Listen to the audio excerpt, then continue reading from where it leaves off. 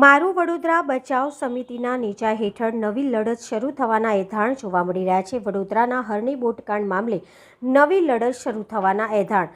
વડોદરામાં જાન્યુઆરી માસમાં હરણી બોટકાંડ સર્જાયો હતો, તેમાં 14 લોકોએ જીવ ગુમાવ્યા હતા। આ દુર્ઘટનામાં 19 લોકોની તબક્કાવાર રીતે ધરપકડ કરવામાં આવી હતી, જે બાદ પ્રથમ હાઈકોર્ટે 4 મહિલાઓ અને ત્યારબાદ નીચલી કોર્ટે 10 આરોપીઓને જામીન મળ્યા, જે બાદ મારું વડોદરા બચાવ સમિતિના નેજા હેઠળ નવી લડત શરૂ થવાના એધાણ જોવા મળી રહ્યા છે। વડોદરાના હરણી બોટકાંડ મામલે નવી લડત શરૂ થવાના એધાણ જોવા મળી રહ્યા છે। આ વાતને લઈને એકત્રિત થયેલા લોકો પૈકી અગ્રણી મહેન્દ્રસિંહ રાઠોડે જણાવ્યું કે આજે એકત્રિત થવાનું કારણ સમગ્ર વડોદરા શહેરની 18 જાન્યુઆરીની ઘટના ઘટિત થઈ, જેમાં ગુજરાતના લોકો હચમચી ગયા હતા। તે એક બલી લેવામાં આવી હતી, તેમાં ભોગ બનનાર પરિવારના વાલીઓ તરફ સહાનુભૂતિ સાથેની લડાઈ હતી, જેમાં જે જામીન મળ્યા છે તે ચિંતાજનક વિષય બન્યો છે। સુપ્રીમ કોર્ટે જામીન આપ્યા છે, હાઈકોર્ટે આપ્યા નથી।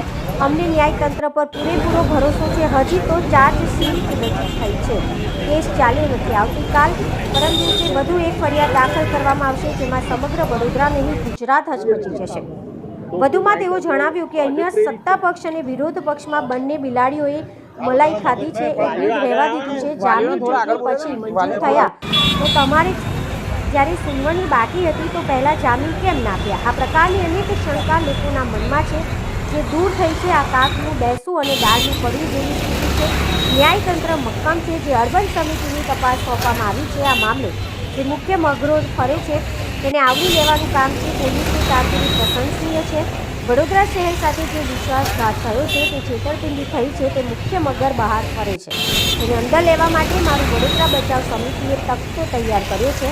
સોમવારે ફરિયાદ દાખલ થઈ જશે।